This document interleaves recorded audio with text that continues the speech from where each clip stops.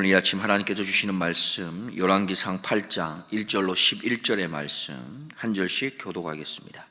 이에 솔로몬이 여호와의 언약궤를 다윗성 곧 시온에서 메어 올리고자 하여 이스라엘 장로와 모든 지파의 두목 곧 이스라엘 자손의 족장들을 예루살렘 자기에게로 소집하니 이스라엘 모든 사람이 다 에다님 월 곧 7월 절기에 솔로몬 왕에게 모이고 이스라엘 장로들이 다 이름에 제사장들이 궤를 매니라.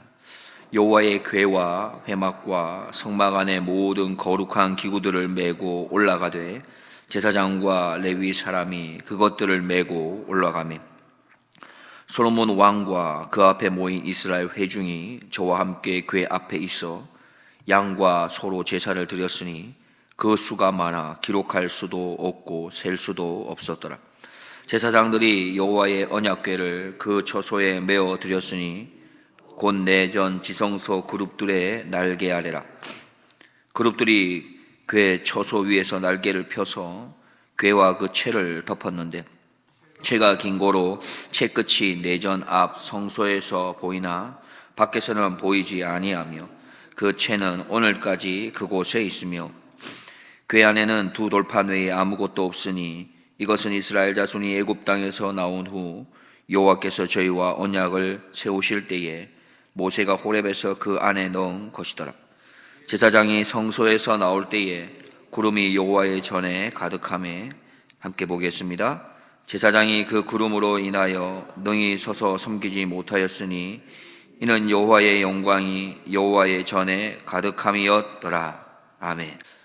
솔로몬은 성전을 완성하고 또 성전 안에 필요한 여러 가지 기구들도 모두 다 정성으로 다 준비를 했습니다.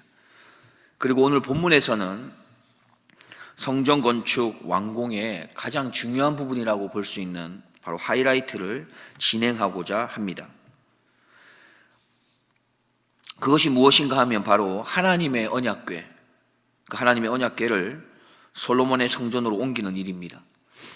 지금 하나님의 언약궤는 다윗성에 있는데 그곳에서 이제 솔로몬이 지은 성전으로 옮기고자 하는 것이죠.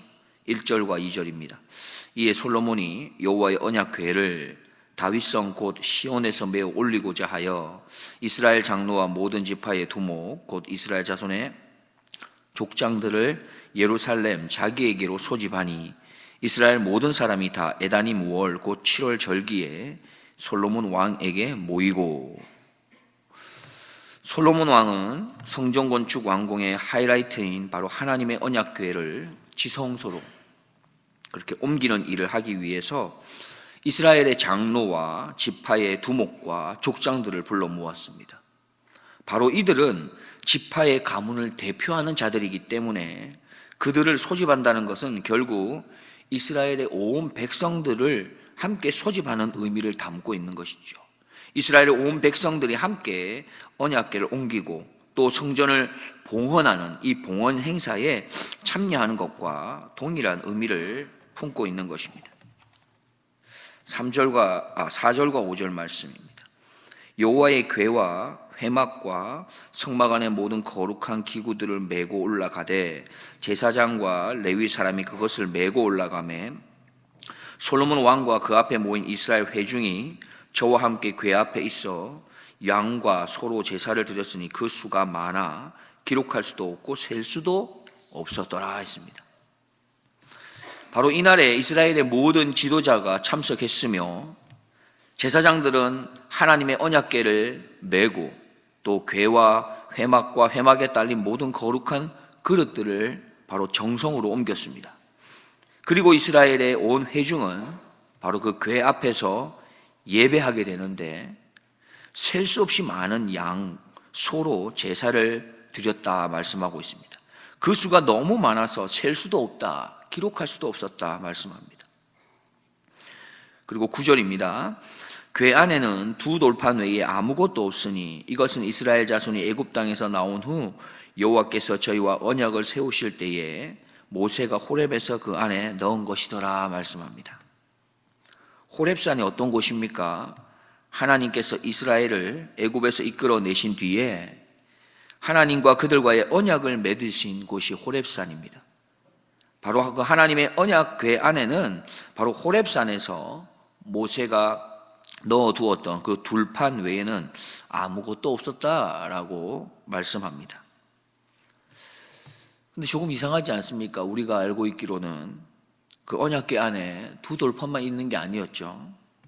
원래 만나를 담은 금 항아리가 있었고 또 아론의 쌍난 지팡이도 있었다라고 표현해야 하는데 본문에는 등장하지 않습니다. 히브리서 9장 4절을 보면 금 향로와 사면을 금으로 싼 언약궤가 있고 그 안에 만나를 담은 금 항아리와 아론의 쌍난 지팡이와 언약의 비석들이 있고 라고 말씀하고 있습니다. 일반적으로는 어떻게 보냐 하면 이스라엘이 블레셋과의 전투에서 언약궤를 뺏긴 일이 있지 않습니까? 그때 금 항아리와 지팡이가 없어진 것이 아닐까 그렇게 추정하기도 합니다. 자, 그렇게 제사장들이 언약궤를 지성소로 모시고 난 이후에 바로 성소에서 나오게 됩니다. 그때 어떤 일이 있습니까? 하나님의 영광이 구름같이 그곳에 임하게 되는 것이죠. 10절, 11절입니다. 제사장이 성소에서 나올 때에 구름이 여호와의 전에 가득하매 제사장이 그 구름으로 인하여 능히 서서 섬기지 못하였으니 이는 여호와의 영광이 여호와의 전에 가득함이었더라 했습니다. 오늘 본문 말씀을 통해서 우리에게 주시는 하나님의 메시지는 무엇이겠습니까? 솔로몬이 언약궤를 성전으로 옮길 때에 온 이스라엘이 함께 했다라는 것에 우리는 주목할 필요가 있겠습니다. 특별히 그때 보면 모든 지도자 또 제사장들이 앞장서서 함께 했습니다. 한 마음으로 같이 했습니다. 그때 온 백성들이 또한 한 마음을 모아서 지도자들을 따라서 정성으로 예배하며 봉헌했음을 우리는 볼 수 있습니다. 하나님은 어떤 분이십니까? 하나님께서는 함께 하나 되는 일을 하는 것을 기뻐하시는 분입니다. 그래서 하나님께서도 혼자 일하지 아니하시고 성부 하나님, 성자 하나님, 성령 하나님께서 함께 일을 하시는 것이죠. 예수님은 어떠하셨습니까? 예수님이 능력이 좀 부족하셔서 그래서 제자들을 세우시고 그 제자들을 통해서 일을 하시고자 하신 것일까요? 아마 예수님 혼자 일하셨으면 더 잘하셨을지도 모르겠습니다.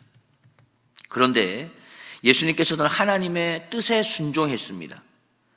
함께 하는 것이 중요하다는 것을 아시고 부족하고 연약하고 결국에는 배신하게 될 그런 제자들을 부르시고 그들과 함께 일하셨던 것입니다. 왜 그렇습니까? 하나님의 일은 함께 하는 것이기 때문입니다. 교회 공동체도 마찬가지입니다.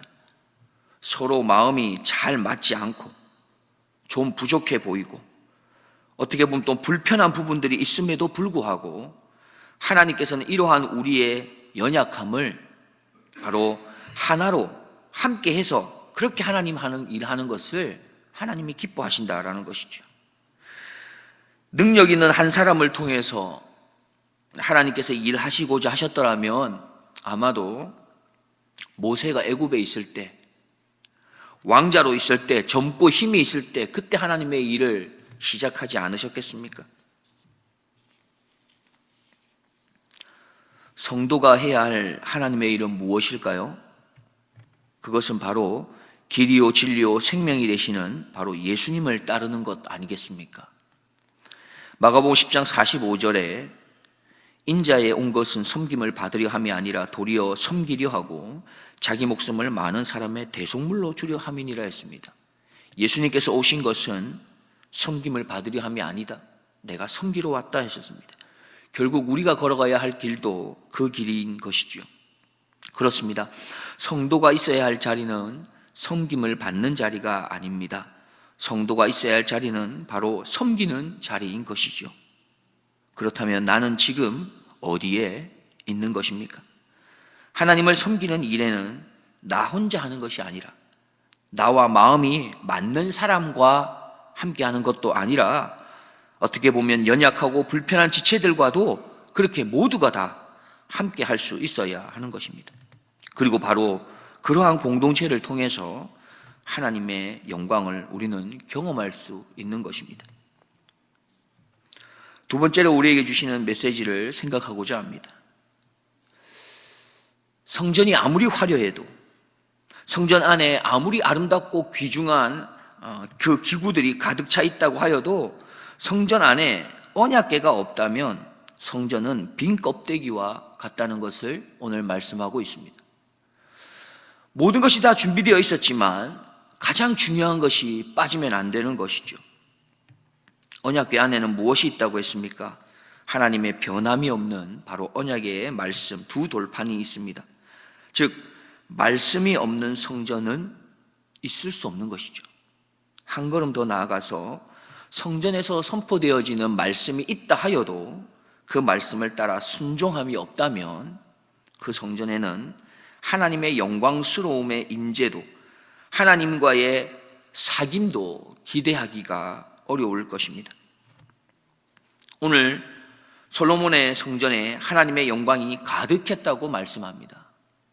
그것은 성전이 아름답게 지어졌기 때문이 아닙니다. 성전 안에 아름답고 좋은 그러한 기구들로 가득하게 있어서인 것도 아닙니다. 하나님의 성전에 하나님의 영광이 가득했던 이유는 바로 그 성전의 중심에, 그 지성소에 하나님의 약속의 말씀이 있었기 때문입니다. 그리고 그 약속의 말씀을 따라서 먼저 앞장서서 순종하는 지도자들, 리더들이 있었기 때문이며 또한 함께 순종하는 백성들이 있었기 때문입니다. 우리는 하나님과의 만남을 원하고 있지 않습니까? 또 우리는 하나님의 임재를 그렇게 갈망하면서 예배에 참석하고 있지 않습니까? 그렇게 해서 하나님의 영광스러움의 그곳에 우리가 함께 동참하기를 우리는 다 원할 것입니다. 그렇다면 성전인 우리가 언약의 말씀을 가까이 하는 것을 우리는 힘써야 하는 것이겠죠. 그리고 그 약속의 말씀이 반드시 이루어질 것을 믿고 순종의 걸음 걷기를 날마다 힘쓰는 것부터 우리는 시작해야 할 것입니다. 이러한 우리의 걸음을 통해서 하나님의 영광이 구름같이 혹은 불같이 혹은 연기같이 때로는 말씀을 통하여 위로와 평안과 안식과 때로는 하나님의 능력으로 치료하심의 그 능력으로 그렇게 우리 교회에 임재할 것입니다. 기도하겠습니다. 하나님 아버지 감사합니다. 우리를 하나님 나라의 백성 삼아 주시고 이 땅에서 하나님의 자녀답게 살아갈 수 있도록 서로 섬기고 격려하고 도움이 될 수 있는 그런 훌루턴의 귀한 믿음의 가족들과 함께하게 해주셔서 감사드립니다. 하나님, 우리는 하나님의 성전입니다. 성전에 반드시 있어야 하는 하나님의 말씀이 내 안에 늘 풍성하게 살아 역사할 수 있도록 말씀을 가까이 하기를 힘쓰게 하옵소서. 그리고 약속의 말씀이 반드시 성취되고, 아니 이미 성취되었다는 것을 온전히 믿어서 말씀대로 살아내기로 결단하는 그 하나님의 사람이 바로 내가 되게 하시어 내가 있는 곳, 내가 가는 곳, 내가 손을 내미는 곳, 내가 숨쉬는 곳에서 바로 하나님의 영광이, 하나님의 임재가 가득히 나타나게 하여 주옵소서. 사랑 많으신 나의 구주 예수 그리스도의 이름으로 기도드리옵나이다. 아멘.